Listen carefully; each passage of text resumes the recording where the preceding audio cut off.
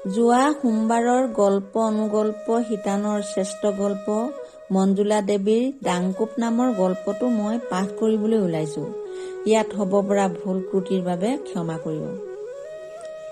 গল্পৰ নাম দাংকোপ। গল্পকাৰ মঞ্জুলা দেৱী। অৱশেষত হাইঠা মাটিত পৰিল।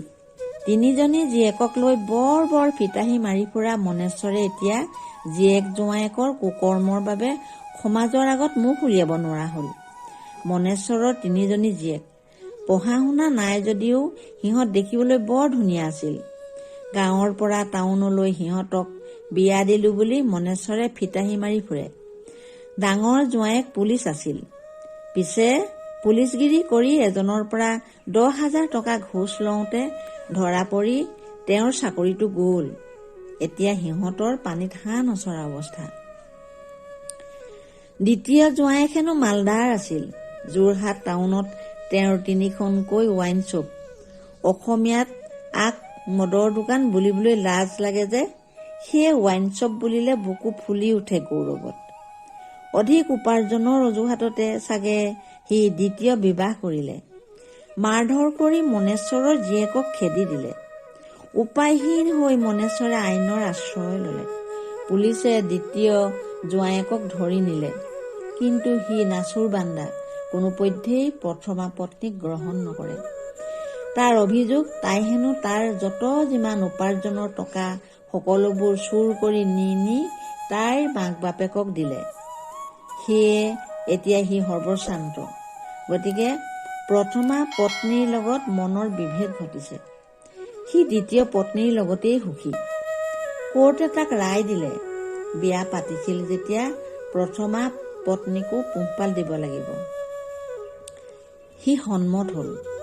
খৰচৰ বাবদ মাহে তাইক 1,000 টকাকৈ দিয়ে। বৃহৎ আছাম টাইপৰ ঘৰটোৰ পাছফালৰ এটা কোঠাত তাই 1,000 টকাত বন্দী হল।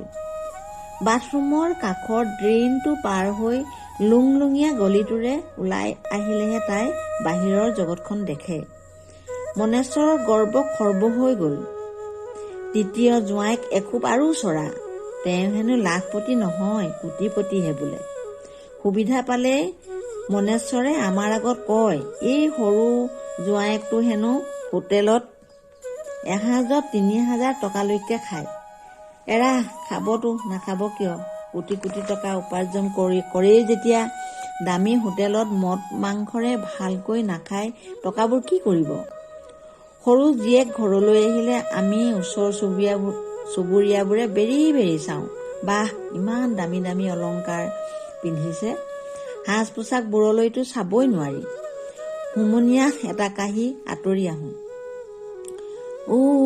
এতিয়াহে উৰহি গছৰ উৰ ওলাল। মুখ্যমন্ত্ৰী ড্ৰাগছ বিৰোধী অভিযানত সৰু জোঁৱায়েক হেনো সৰ্বশ্ৰান্ত হল।